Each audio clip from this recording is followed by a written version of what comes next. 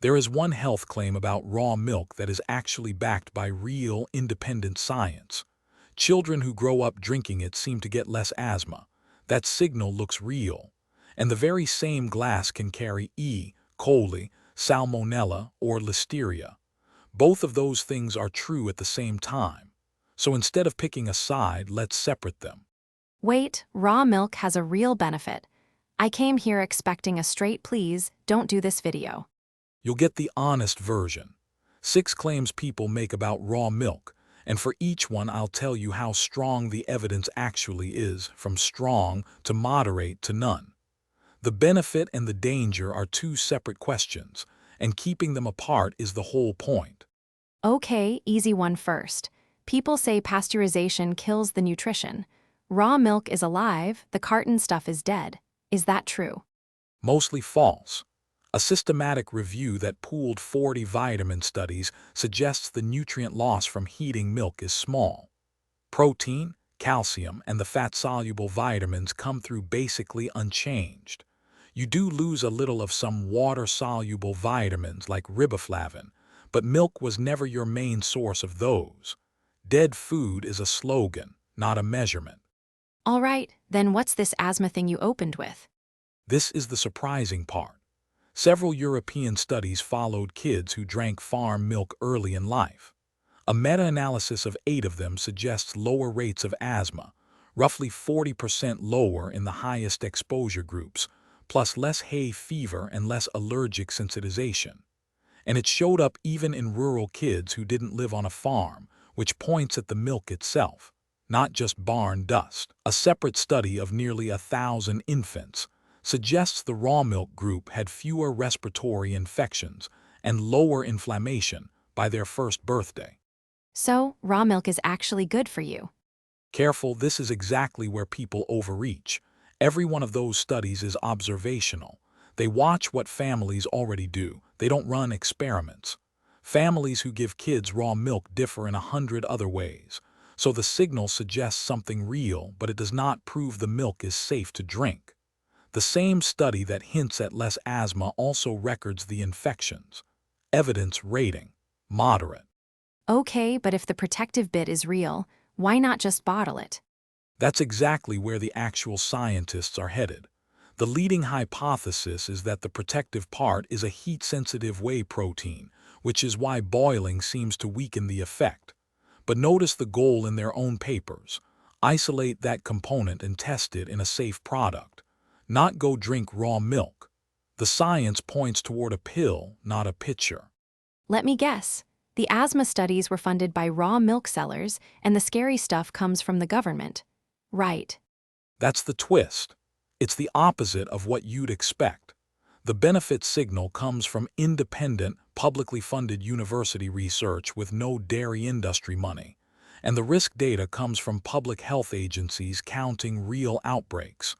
Nobody here is selling milk. 2 honest bodies of evidence, pointing in different directions. Fine, my lactose-intolerant friend swears raw milk doesn't bother her stomach. Is there something to that? It's a popular claim, and it's been tested directly once. A randomized trial had people with confirmed lactose intolerance drink raw milk and pasteurized milk. There was no difference. No less bloating, no less discomfort. It's a small study, but it's the only controlled test we have, and it found nothing. So, no evidence it helps. What about the living enzymes and good bacteria thing? Like it's a natural probiotic. There is no evidence for that one. To count as a probiotic, a microbe has to be defined and non-harmful, but raw milk's bacteria are a mixed bag that can include the dangerous ones. The natural enzymes don't survive your stomach acid. If you want the probiotic benefit, yogurt and kefir give it to you safely. No human study shows raw milk delivers it. Okay, the big one. Is raw milk actually dangerous, or is that just fearmongering?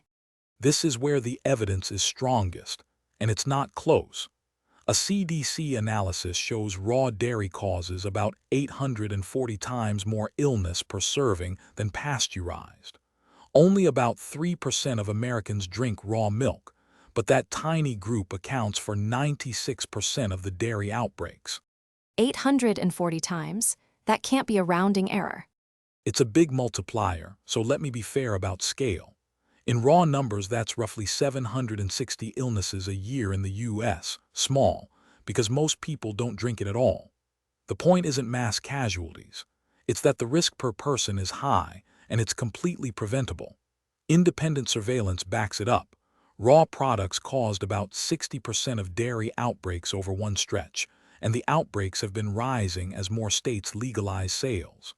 And I'm guessing it's worse for some people than others. Much worse.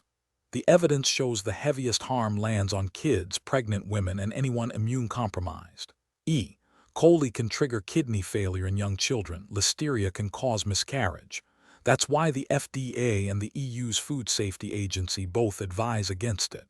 And a newer wrinkle, bird flu H5N1, has shown up alive in raw milk from infected cows.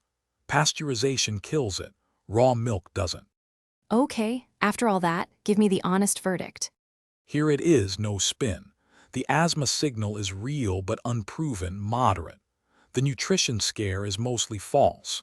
The lactose and probiotic claims have no evidence behind them, and the infection risk is strong, real, and preventable.